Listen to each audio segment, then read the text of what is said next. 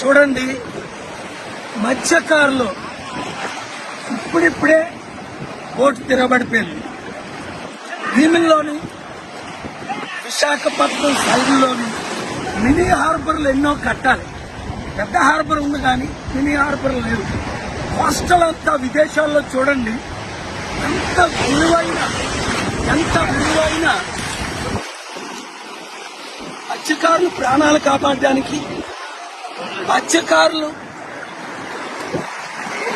నిధులు కేటాయించి ఒకటే హార్బర్ కట్టడు, 2 వాళ్ళకి ఎక్విప్మెంట్లు ఇవ్వడం, 3 వాళ్ళు వృత్తి కంటిన్యూ చేయడానికి కావలసిన స్కూల్ పెట్టడం. ఎందుకంటే ఇప్పుడు అందరూ ఎడ్యుకేషన్ చేసి తక్కువ పనులన్నీ మానేశారు.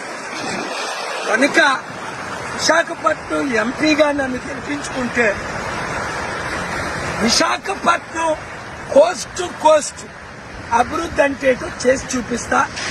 మత్స్యకారులకు, రైతులకు ఏం చేయాలో ఆర్థిక సహాయం, అన్ని విధాల సహాయం మినీ హార్బర్లో కట్టడం. ఖర్చు లేదు చెప్పండి, కానీ మీకు అర్థమైంది కదండి. మీకున్న సమస్యలు నేను పరిష్కరిస్తాను. ఇంతవరకు అందరినీ చూసాం. విశాఖపట్నం ఎంపీగా సీరియల్ నెంబర్ 14 కొండ గుర్తుకు ఓటేసి నన్ను గెలిపించండి. మీ మత్స్యకారులకు, మీ పిల్లలకు, మీ అబ్బాయిని కలిసారు. ఎంత ఒక విధంగా చెప్పాలంటే మీ వృత్తి కూడా ఆయనకి ఇంకా ఇంట్రెస్ట్ లేని పరిస్థితి.